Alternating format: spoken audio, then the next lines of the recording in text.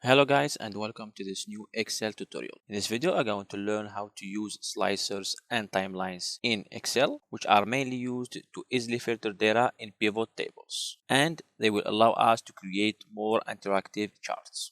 To do that we are going to use the following table, which represents retail sales. The link to download this file is available in the description, and as you can see we have multiple columns. We have the order ID, the date, the region, the country, the product category with the product name, we have the total units sold, unit price, and we have the total sales. What we are going to do is that we are going to create the following chart for the total sales by category, where we are going to use the product category as slicer, and also we are going to use the date in the timeline. To do that we are going to first create pivot table. So click on our data set, insert, pivot table, new worksheet. Okay, so in this worksheet, as we have said, we are going to create the total sales by date. So we put in the rows the order date, we put in the values total sales, and on the columns we are going to put the product category. So here we have the different sales by category and by date. First we are going to create the bar chart. So click on insert, recommend the charts, and here we have the column, clustered column chart. We click on OK. So here we have our chart, right?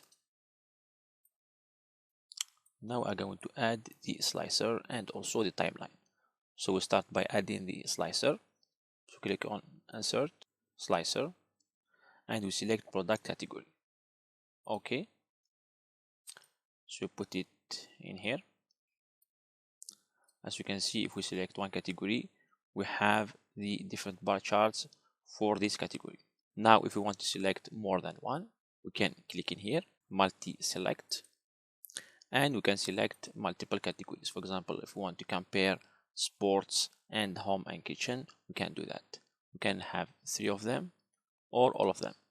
Same thing if we want to remove it again, you click on it one more time. And same thing to add the timeline, we click on insert, timeline, and as we have only one column which represents the date, which is order date, so click on order date. Okay, let's say for example if we want to compare the sales during the summer, for example from June, July and August, we can do that for the 3 months and for different categories.